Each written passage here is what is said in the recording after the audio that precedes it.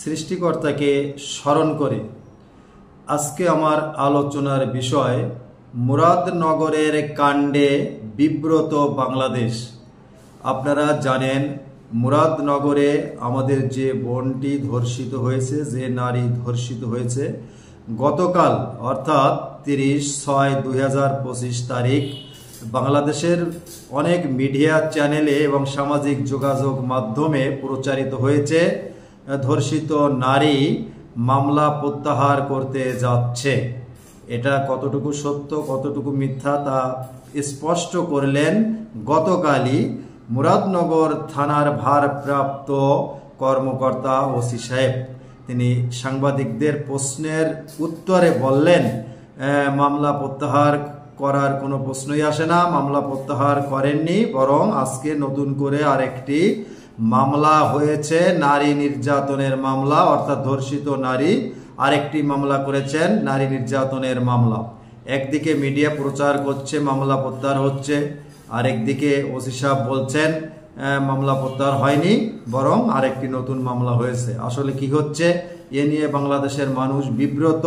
মুরাদনগরের এই ঘটনা সকলেই কষ্ট পেয়েছে, দুঃখ পেয়েছে।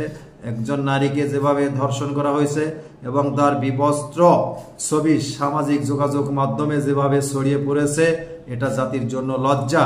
এখন আবার প্রচার হচ্ছে যে মামলা প্রত্যাহার হতে যাচ্ছে। তাহলে কি চাপ দিয়ে, ভয়ভীতি দিয়ে মামলা প্রত্যাহার করতে চাচ্ছে কোনো মহল? অন্যদিকে ভারপ্রাপ্ত কর্মকর্তা মহোদয় বলছেন মামলা প্রত্যাহার হয়নি, বরং নতুন করে আরেকটি মামলা হয়েছে। আসলে কি হচ্ছে আমাদের অপেক্ষা করতে হবে। তবে আমরা অবশ্যই সকলে চাবো, আশা রাখবো ধর্ষণকারীর যাতে সর্বোচ্চ বিচার হয়, এ ধরনের ধর্ষণ বাংলাদেশে যাতে আর না হয়, আমাদের সকলের এই আশা থাকবে। আজকে আপনাদের অবহিত করতে চাই এবং বলতে চাই, যারা এই ধরনের মিথ্যা সংবাদ প্রচার করছেন, সঠিক তথ্য ছাড়া এই ধরনের মিথ্যা সংবাদ প্রচার করে আপনারা জাতিকে বিভ্রান্ত করবেন না। এবং